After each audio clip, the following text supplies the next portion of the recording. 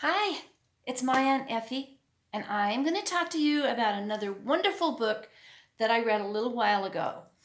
I actually read this maybe a month or so ago, and I had it in a stack of books that I was going to do videos on because I finished them. But I was also getting ready to move away to a new place because I like to travel, and I was giving away all my possessions and had girlfriends over, and one of them picked up this stack and this was in it. So now I'm visiting my daughter in California, and she's the one who gave me this book. And look what was on her coffee table, the same book. So now I get to do it. So this book is called Travels with Myself and Another. It's by Martha Gellhorn. And this is a woman who just really liked to travel. I really like strong women. And this is a very strong woman. She went to so many awesome places during her life. She talks about interesting things that are related to travel. One of my favorites is boredom. And I have found that what she's saying is true. Traveling is wonderful, but there is a lot of boredom because you end up doing a lot of waiting for your ride, waiting for your transportation, waiting to make a purchase, waiting for other people. There's just a lot of waiting for planes, all kinds of things. And she talks about how horribly boring it is and how important it is to have a good book, because if you have a good book, then you aren't waiting. You are solving crimes and having adventures and all of those kinds of things. So she's right. It's always good to have a good book with you when you're traveling. So what else does she talk about? Oh, I want to read a little piece that my daughter had actually uh, outlined. And I think it's an awesome piece also. So she said, I rarely read travel books myself. I prefer to travel. This is not a proper travel book. After presenting my credentials so you will believe that I know whereof I speak, it is an account of my best horror journeys chosen from a wide range, collected with tenderness now that they are past. That's so true.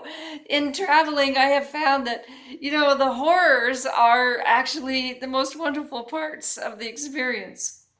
All amateur travelers have experienced horror journeys, long or short, sooner or later, one way or another. As a student of disaster, I note that we react alike to our tribulations, frayed and bitter at the time, proud afterwards. Nothing is better for self esteem than survival. Oh man, that is so true. We've had so many times when we were like, wow, we could have died.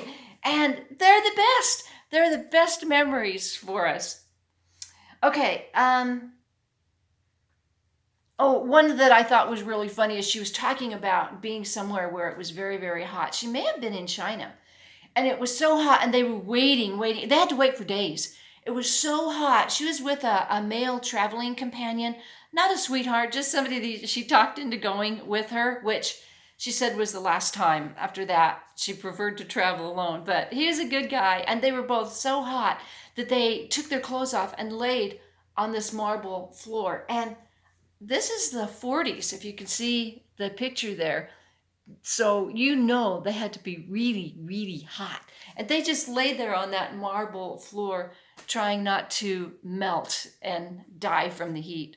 So it was pretty funny. What else do I want to tell you? Oh, when she was in Africa, she hated coconut butter, cocoa butter.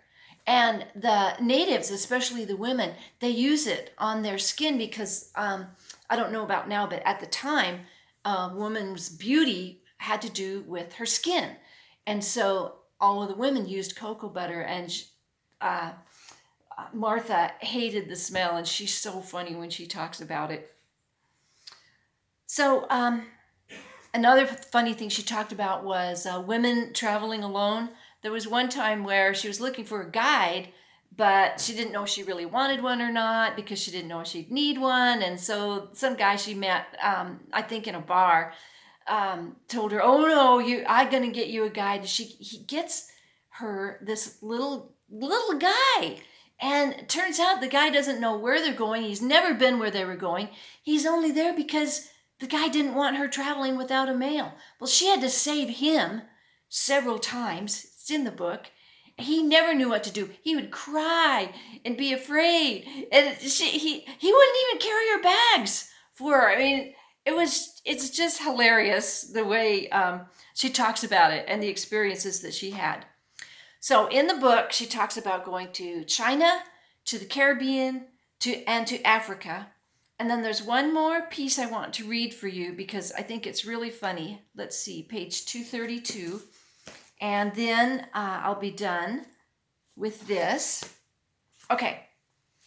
He said in a tone of mixed wonder and irritation, "What are you doing there?" "Sitting." "Why?" "Because I can't move." "Why else?" She has driven her Jeep down into something that was full of rocks and can't get back out. "Because I can't move." "Why else?" "Is your car busted?" "I don't know. I can't get the 4-wheel drive gear shifted."